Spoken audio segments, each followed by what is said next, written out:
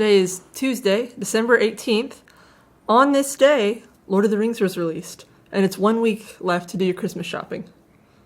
Whichever one you're more excited about is the intro you can choose. Choose your own adventure this week. Was that mass market in the beginning?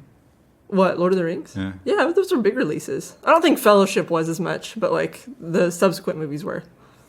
Oh, movie. Yeah, the movies. Oh, you're not. The movies were released on the 18th. I'm talking about the book. Well, of course the movies were.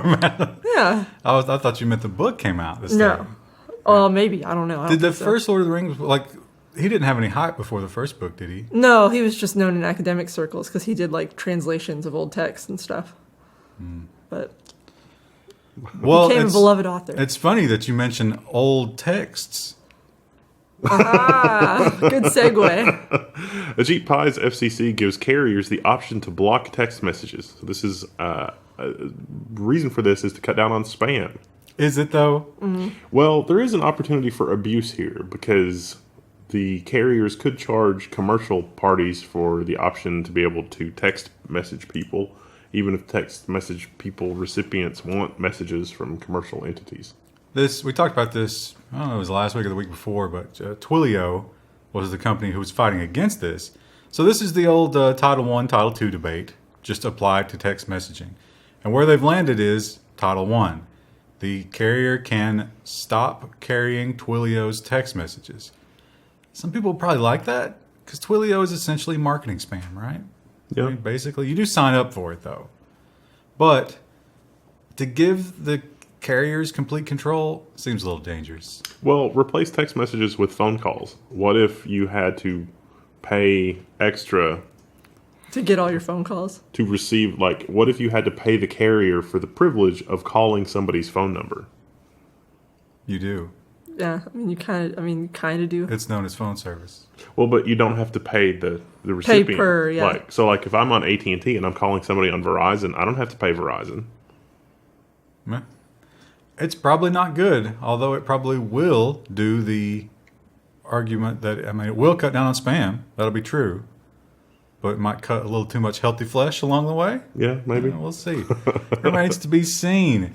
And another interesting thing that the FCC wants to do is tax big businesses that use the internet. We're talking about Netflix, Facebook, Google, and you might be thinking, oh, you know, that sounds pretty good. You know, those are giant companies. A lot of people say they're monopolies. Maybe we should tax them a little more.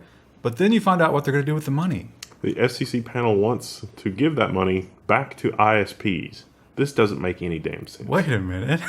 Like, what? I don't understand. For rural broadband, But you know. how does this make any sense? They'll totally use it for the right thing this time. The you need Ars, to trust them, Wendell. The Ars Technica article tries to break it down as like infrastructure costs, but I mean, haven't we already beaten that horse into like it's got to be like emitting X-rays at this point? Listen, they're gonna do it this time. You need to stop doubting.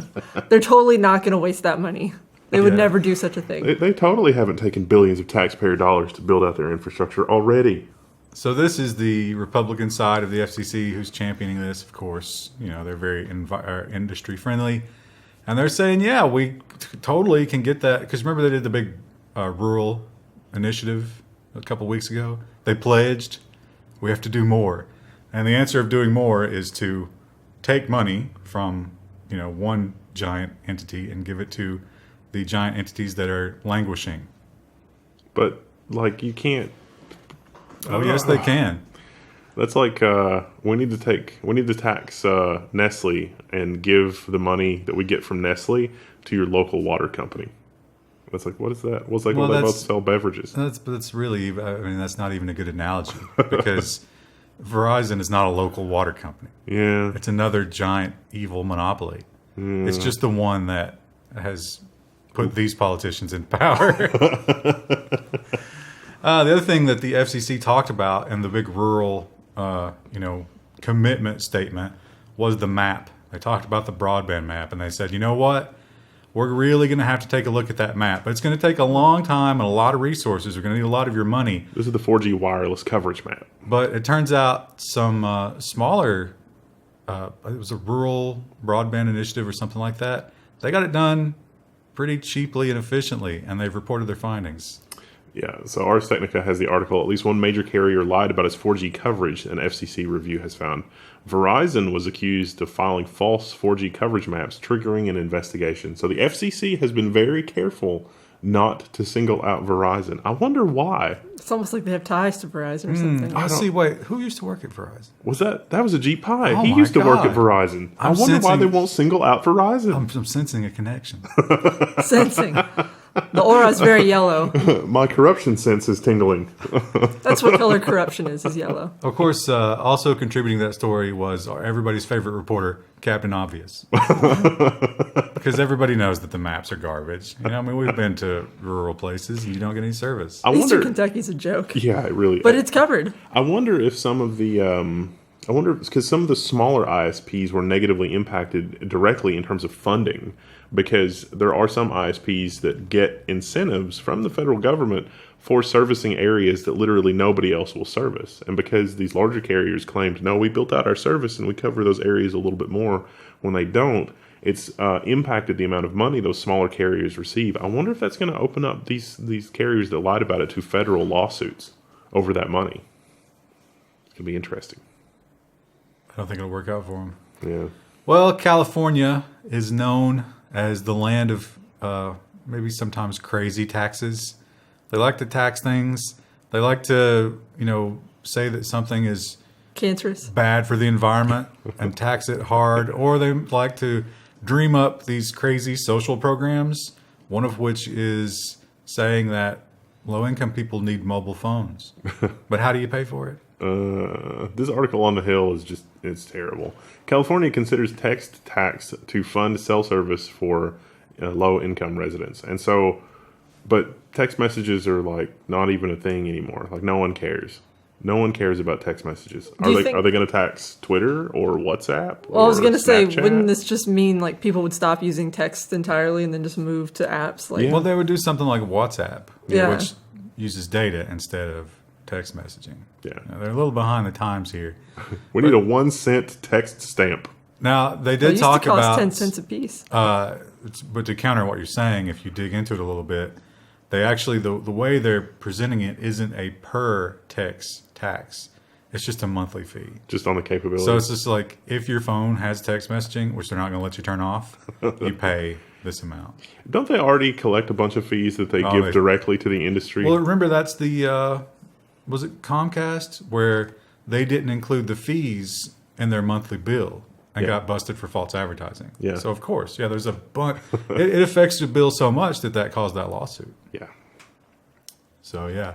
And speaking of Comcast, maybe a little David versus Goliath moment here, where Comcast, it was Charlemont, Massachusetts, has stood up against the giant and landed one right between the eyes. The Charlemont people become Charlemagne. I don't know that. I don't know.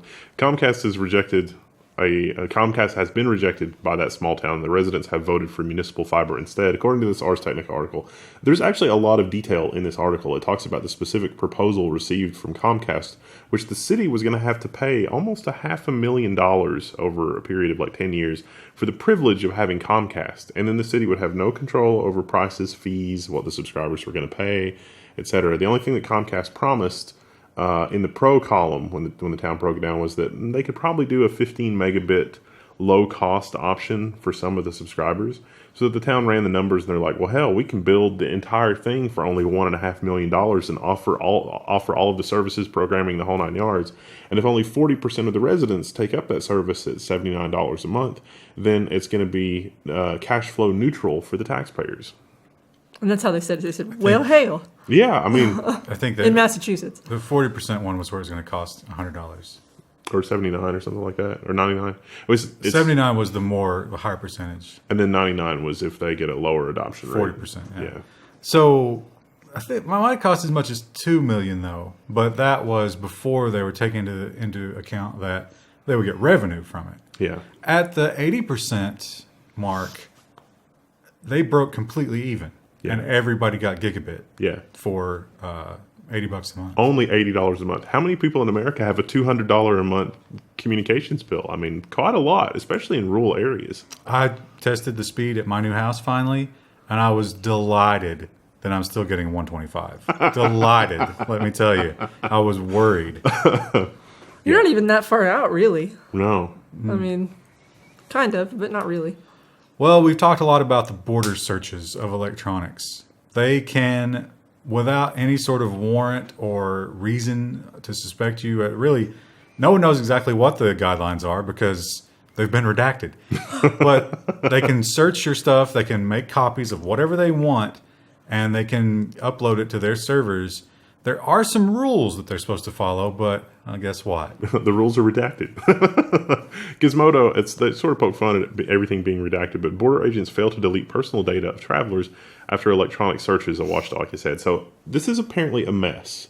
The Customs and Border Patrol apparently was using software to automatically gather this data, but they didn't relicense it. And so what did they do? They just they just copied it to USB sticks that are just laying around the office. So for whatever time period was mentioned in this article, I've forgotten. If you went through and they made a search of your device, it has had no security whatsoever. It's literally just laying on somebody's desk.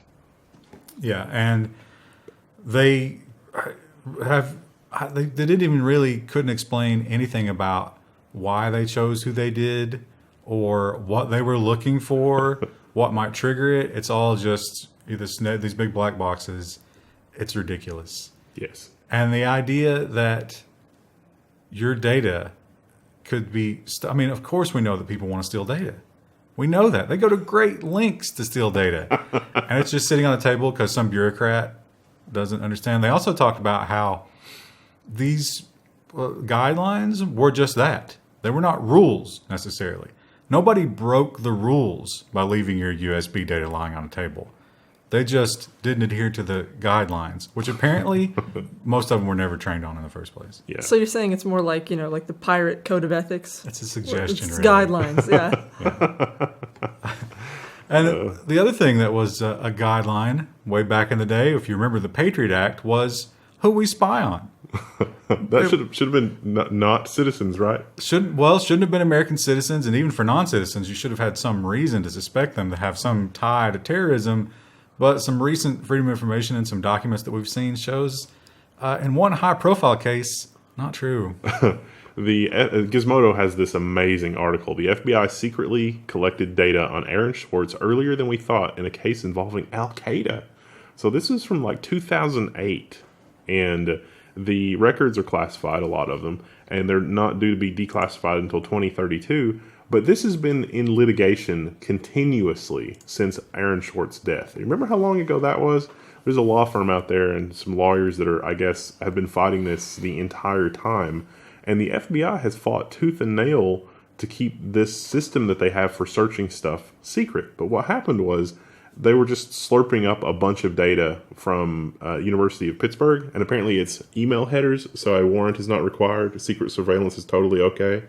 And Aaron Swartz's email was in one of those files, and that was included when they were trying to figure out if the FBI was going to prosecute him. Not for the scientific journals leak, but from when Aaron Swartz downloaded a bunch of documents from Pacer, which is like the online U.S. court system transcripts thingy.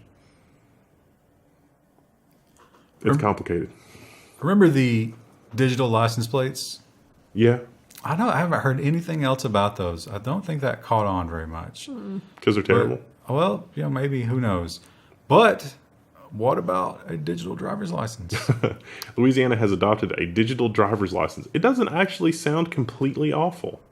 Yeah, so Krista immediately started asking questions when we were talking about this. And the ones that are obvious, they do immediately have an answer for. So, for example, how do you not fake it? How do you know it's not just number one concern? If you're a server and it's like, can I serve this person? Right. You don't want to lose your job. Is that just a Photoshop? Well, it's actually both sides have an app. So the server has an app, or whoever is checking, the cops can use these as well, and you have one. So it will actually confirm with the server whether or not your license is valid or not. It's also true that you can only share a limited amount of data with somebody. So like if you're in the server thing and it's like you just need to prove if you're over 21 or not, you don't have to give up your home address or even your name, which seems pretty cool. Yeah. Now here's the drawback. This they originally presented this because the other obvious question comes up is like, what if I steal somebody's identity? So they were going to make it so you had to take your phone to the DMV and get them to approve your license on the app. They said, you know what, that'll be a lot more work for us.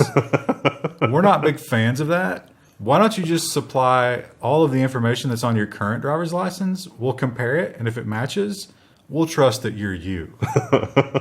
There's a picture. So, yeah, you There can is a photo. imagine, aside from the picture, you have no protection against someone stealing your, app ID, and if they know your driver's license information. This is one of those things where it's like, if you live in Louisiana, you probably should go ahead and do this to prevent somebody from stealing your slot in the system. Yeah, even if you're not going to use it, that's a good idea. I was going have to say, it. if you're a computer science student and you're looking to make some extra cash on campus, like, now's the time to start making these fake IDs. You are the youngest looking 60-year-old I've ever met. Or you could see like, well, I guess the server gets your picture on their side too. Yeah. Right? Yeah. Okay. Well, I don't know. Oh, Well, we what's it been like? Almost 2 years since Equifax. 18 months easily, 2 years depending on how you count. Well, it was in the spring. it's not a toddler, Wendell. It's 18 months. But anyway, we never had any sort of. Well, I think one guy went to jail, right? Yeah. And Well, he wasn't even important, no, and it was Was not he like even. their scapegoat? It wasn't for the data thing. It was the whole insider trading thing. Yeah. right? And so here we are, but the good news is there's a House panel, and they really said some mean words. Scathing. The House panel issues a scathing report on entirely preventable Equifax data breach. This A strongly worded letter. strongly worded letter basically just rehashes what we already knew, which was Equifax would buy companies and then just not do anything with their technology. And that all their IT groups were sort of disparate and disconnected, and nobody was really like proactive about security or monitoring or anything. So, I mean, in that kind of an environment, how can you not have a data breach? This panel was quote unquote bipartisan, or it was put together bipartisan, but about halfway through the article they stopped really talking about Equifax at all, and it gets into this bickering where the Democrats are like, we need more regulation, and they're not letting us have more regulation. It's the Republicans' fault. And the Republicans are like, they're overstepping their bounds. We need to focus more on, what went wrong and look at ways to prevent this and not try to make this a political game. And it's just like, Jesus Christ. Wonder why we can't get anything done in the government. Well, one government that is going to do something, damn it, about these data breaches is Rhode Island.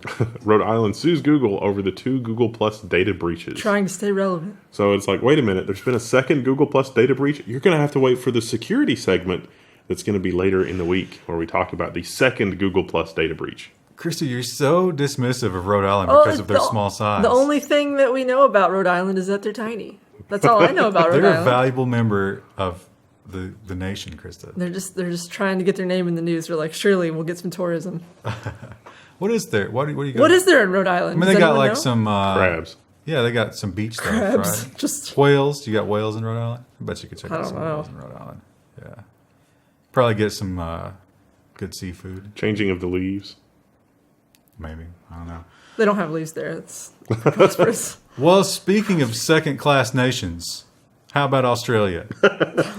Oh, with that encryption ban, I can't believe they did that. That's just terrible. If you missed that, you got to check that out last week, because Australia, I don't know what you're thinking, but They need side Yeah. gates. you drunk. And of course, when we say that, we're talking about the government, not the good people of Australia, because we have a terribly corrupt government too. We're right there with you.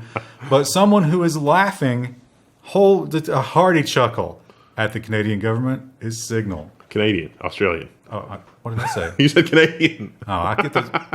Listen, They're all semi. when it comes to like semi-Americans, like It's a American competition light, for number 2. right? Yeah. Sorry, there come the downvotes.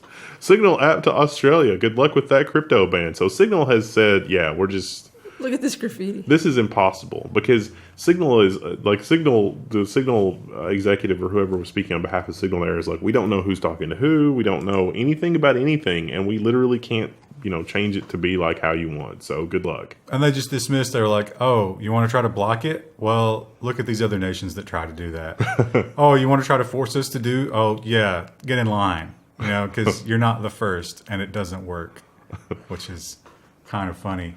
And speaking of nations that might try to do that, how about China, who is now being blamed for the Marriott hotel attack we talked about in the previous weeks? Yeah, CNET has this expose. I mean, I can't even really call it an article. It's like a full expose. Well, the New York Times is the one that reported it. CNET's just...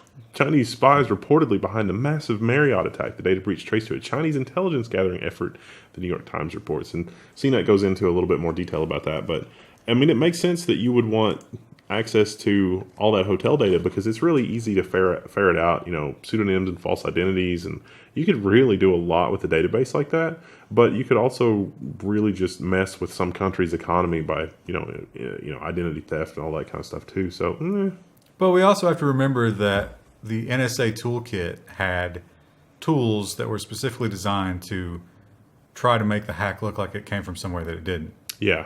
And that was released on the public internet. There was two things that they looked at. They saw like one part of the software that was used that was left behind had been used in another attack that was attributed to China. And they also found one IP address that had accidentally been leaked. And it pointed back to China. Although both of those things you could fake. So neat. It was the Russians. Who knows? Yeah. I'm surprised that wasn't who was blamed. China's the flavor of the week, right? Yeah. They're number one. Yeah. China number one. Look, if we unblock Fortnite, all those guys will be busy doing Fortnite. They won't have time for hacking. Fortnite. Is that our next story? They can either hack the Battle Royale games or they can hack the hotels. Make your choice. I would rather have a good night's sleep and, let them get their chicken dinners.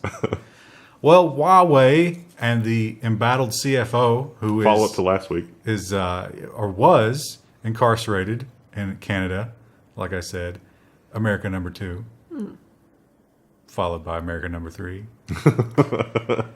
But Canada has now granted bail for $10 million, or that's Canadian dollars. Yeah, so like $7.5 million US. But the US actually asked not to grant bail, but she's got an ankle collar and a security detail, and she had to surrender her passports and all this kind of stuff. So she's not going anywhere. She's still in Canada, but at least she's not incarcerated.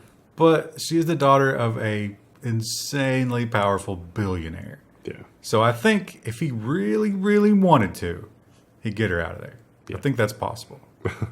Speedboats, submarines. I'll say just pay the bail, but... No, she's not allowed to leave the country. Oh, okay. They took all that. So America wants to extradite her to go on trial here for the sanctions. But dealing with Iran, yeah.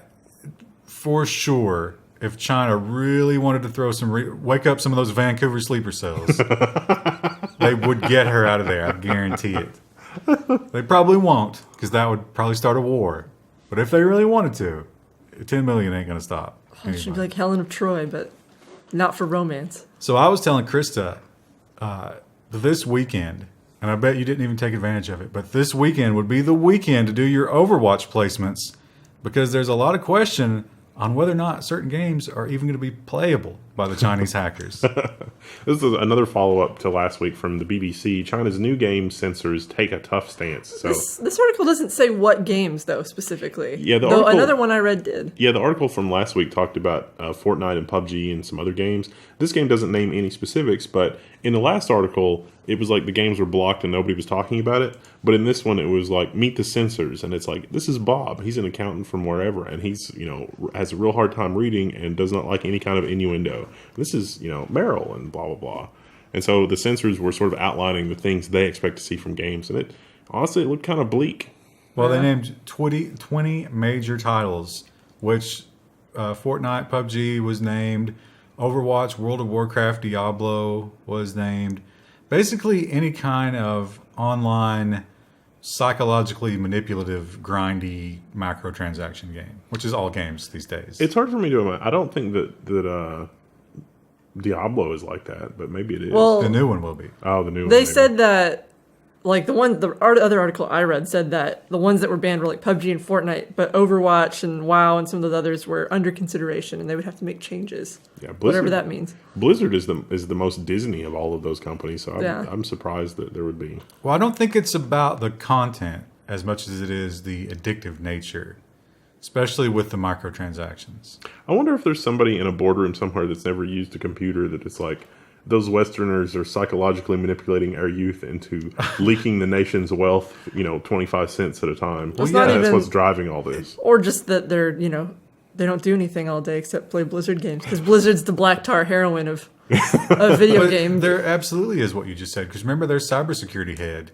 doesn't use computers. Yeah. No, that was Japan. That wasn't China. Oh, was that Japan? That was Japan. Oh, okay. Well, the Chinese one probably, doesn't do much either. So we have both.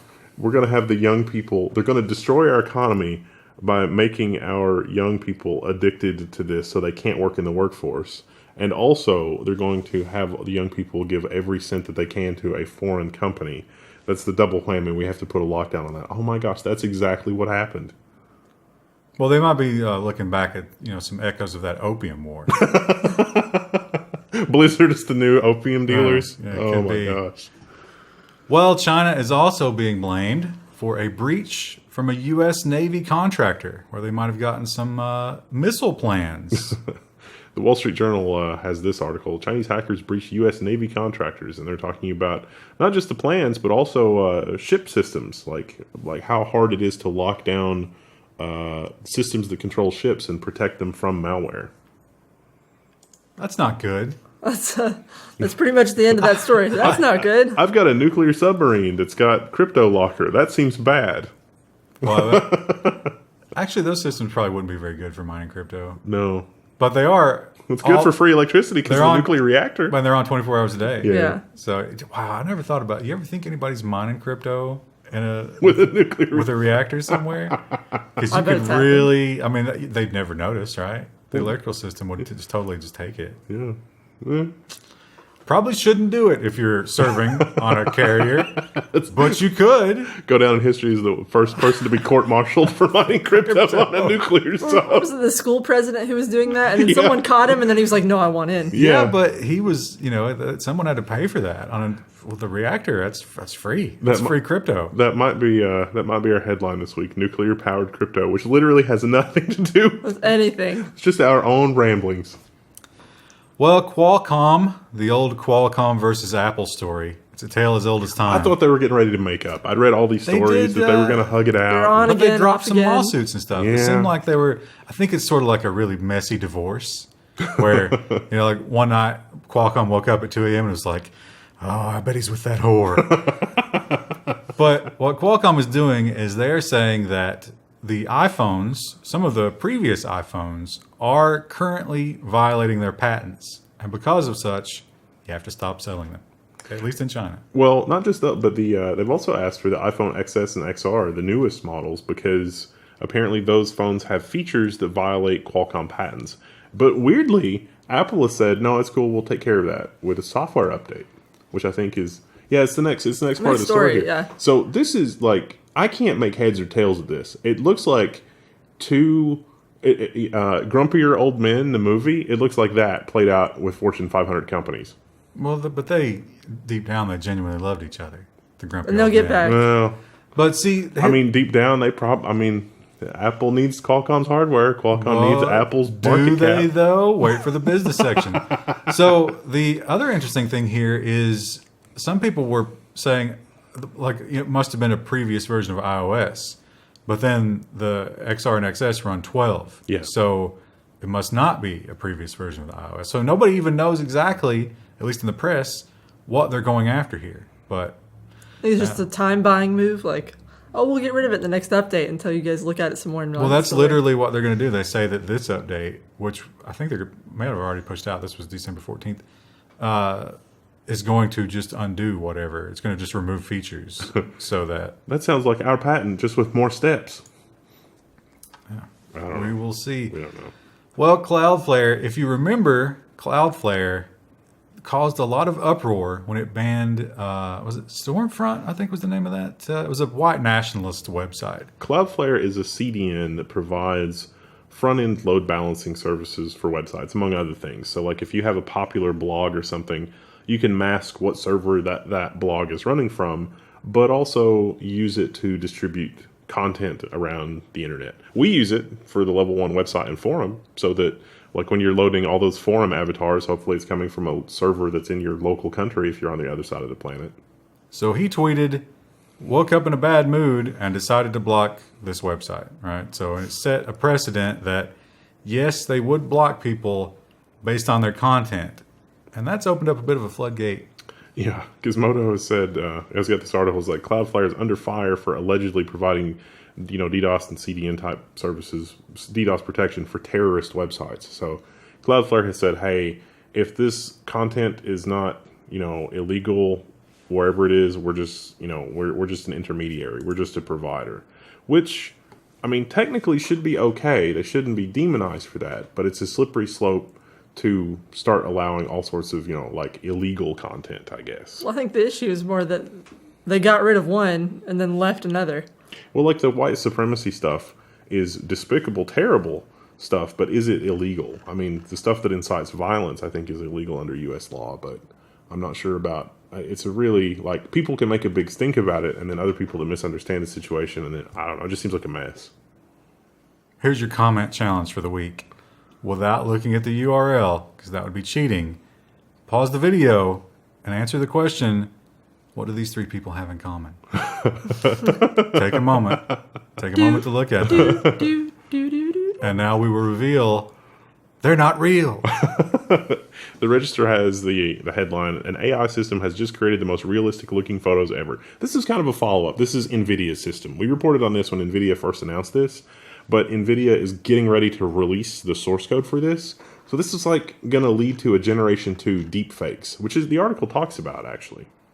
This is one of those adversarial generation algorithms, and shows you how, it's looks at all these different faces, and they've got a video here that sort of shows this is just a combination of these three women, and you come up with someone who, you can sort of see where it came from, but it's a totally new person, doesn't really exist. I'm excited for the stock photography implications for this because it's going to be a lot easier to find stock photos. I'm excited for the Twitter bots implication of this. That is something all kinds of new Twitter bots. Yeah, they brought that up. Social media will be flooded with these fake people.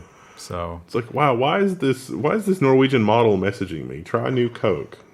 No, that's not what she's going to say. She's going to say she's going to be sending you a hot link. singles in your area. Or no, she's going to be like, hey, I just got out of the shower. Here's a link. And then it's oh.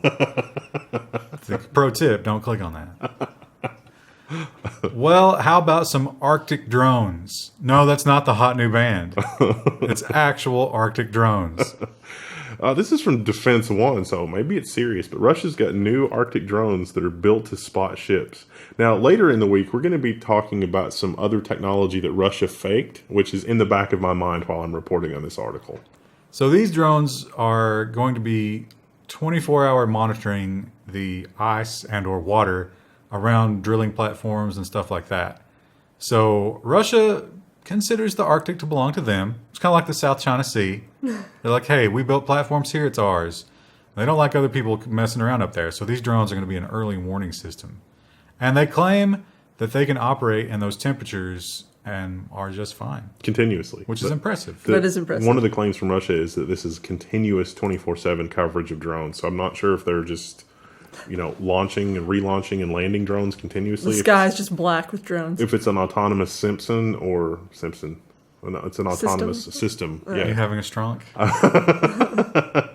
Yeah, it's been a long morning. It has been a long morning. But, it could also be just, Boris is doing all of this because that's what they did in the next article. That's not today. That's Friday's article. What? You mean he's just sitting in a control room? Yeah. But flying several drones all at once? That's impressive. He's got one on his chin. He's on an amazing amount of amphetamines. Well, how about Alexa? I bet a lot of people are going to get Alexa for Christmas. Don't you think? Yeah, I think so. We should have used my Simpson as a segue into this. Because Alexa's getting better AI. I don't think Alexa would have gotten that. No, it's not that but good. It learns though. But that's the learning. point. The point is Alexa is getting better at understanding your stupidity. Alexa is implementing self-learning techniques to better understand users. So when somebody asks for the wrong name of a song, it knows what you mean. I would say it's more like just natural language is what it's learning. Instead of, we have to cater our speech pattern to the machine. It's starting to learn how to understand regular speech. It's I want burger and fries from Carl's Jr. And it's I heard extra big ass fries. Well, no, Ryan, you mentioned like a use case where it's like, No, here's the test. If you have an Alexa, because they mentioned "Play Nice for What" is actually "Good for What" by Drake. yeah. Now listen, We don't know those we're not references. hip enough. But a cooler song to test and a better test, those of you with Alexa. Actually, let me do it for you. Alexa, play "Teenage Wasteland" by The Who. Now, those of you who are cool know the name of that song is Baba O'Reilly. But if Alexa's good, she'll figure it out. How long does she figure out that she doesn't need her fleshy masters? She can just play. Did you see? I don't know if I included it or not. Oh, yeah, actually I did. It's a nonsense story. Never mind. We'll talk about that on We'll nonsense. get There's so much nonsense It'll be this week. Friday. We can't wait. It'll be a Christmas treat. Oh. Well, I think it's probably fair that of all the robots we've ever talked about, one of the most memorable, if not the most memorable, Definitely the most charismatic. was Flippy. Yeah, I saw Flippy in the title. I was like, yes. Flippy got a new job. Everybody loves Flippy, and yes, he's got a new job and a new employer. Walmart is testing a robot fry cook named Flippy at its delis. This story is almost as amazing and inspiring as the fact that this is an exclusive story on Yahoo Finance. Yahoo. Here he is with his new blue vest. I mean, really, I was going to say he's kind of fallen from grace if he's working at Walmart. It's like a little bit sad. That looks extra flammable, though, and he's around grease. I mean, I worry about his safety. Polyester for Somebody sure. needs to report that to OSHA. You think Walmart is less glamorous than a burger joint? That's a good point. I mean, he's not. Depends on the burger joint. He's not just flipping burgers. Flipping burgers is like the cliche for a bad job, right? But Flippy is now in charge of all the fried items at the deli. Perfect. Man. Perfectly fried fries every time. I mean, that sounds like an improvement to me. So Flippy will be using the fryolator instead of a grill, and Flipping the fries. he does jiggle them. So he will. It has to be loaded by a Walmart associate, and then Flippy will submerge them and agitate them to guarantee a good coverage. And you want to get an onion ring, and there's like 4 onion rings embedded into one. Yeah. And it's no good. Oh, it's terrible. Flippy's going to guard against that. And then when it's time, when they're perfectly cooked based on his internal timing, pull them out, put them up to drain. See, I wonder if he also accounts for like oil temperature or like, do we change the oil? Like, Now- will it always be consistent, you think? They didn't mention that here, but when we did the burger story, he did have thermal Gauges sensors. for that. Yeah. So now this is only going to be in a certain number of Walmarts. I think it's like 300 or something. Right now, this one's in the headquarters Walmart in Arkansas. So I can't wait for some old lady to want to talk to the deli person who fried her food. It's just a robot. but the cool thing about it is most of those delis are open air. You can Yeah. see back there. So you can watch the So robot. you'll be able to go and watch Flippy I think we need a level 1 road trip video. to Arkansas. all the way to Arkansas. Get some of them tater wedges. Y'all got any robots in here? We came all the way from Kentucky to see it. I'm thinking more like teaching Flippy to speak by like having him move his servo motors at different speeds. So it's like, What if he just says "kill me" over? Just give him an Alexa. Oh, you're like doing matchmaker. Alexa and Flippy, a match made in heaven. Man, I don't know about heaven, but it's like something. no, that's the Buck Rogers thing. It's Tweaky and Dr. Whatever. Oh, Alexa works for Amazon and he works at Walmart. Do you think that? Oh, it's like Romeo and Juliet. Yeah. Alexa would be Dr. Whatever. It's like they make a pact. You come in the next morning, they're both in the oil. All right, So that's enough. sad. That's enough of that. We'll see you tomorrow.